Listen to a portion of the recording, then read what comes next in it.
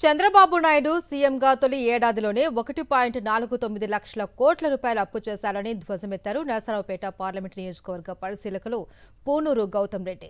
నరసరావుపేట వైఎస్ఆర్సీపీ కార్యాలయంలో వెన్నుపోటు దినం పోస్టర్ని ఆవిష్కరించిన ఆయన చంద్రబాబుపై తీవ్ర స్థాయిలో మండిపడ్డారు. నాడు మామను వెన్నుపోటు పొడిస్తూ నేడు ఓటేసిన ప్రజలకు వెన్నుపోటు పొడుస్తున్నారు అంటూ ఆగ్రహం వ్యక్తం చేశారు. ఈ సందర్భంగా మాజీ మంత్రి విడుదల రజని మాట్లాడుతూ రాష్ట్రంలో రెడ్ బుక్ రాజ్యాంగమే అమలవుతోంది అన్నారు.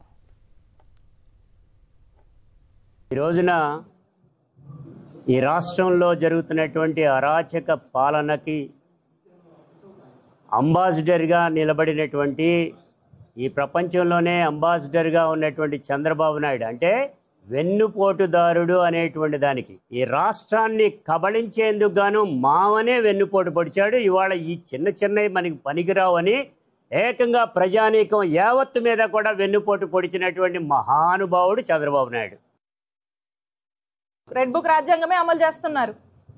ఏ విధంగా చేస్తున్నారంటే దేశ చరిత్రలో ఎప్పుడు ఎక్కడా లేనటువంటి విధంగా ఈ రోజున చూస్తే మాజీ ఎమ్మెల్యేలు అయితేనేముంది, మాజీ మంత్రులు అయితేనేముంది, ఐఏఎస్లు అయితేనేముంది, ఐపీఎస్లు అయితేనేముంది, సామాన్య కార్యకర్తల దగ్గర నుంచి వైఎస్ఆర్ కాంగ్రెస్ పార్టీలో ఉన్నటువంటి యాక్టివిస్టులు, ఫాలోవర్స్, అలాగే సామాన్య జనాన్ని కూడా ఈరోజు వదలకుండా ఇల్లీగల్ కేసులు, వేధింపులు, అరెస్టులు, జైళ్ల పాలు చేస్తూ ఉన్నారు.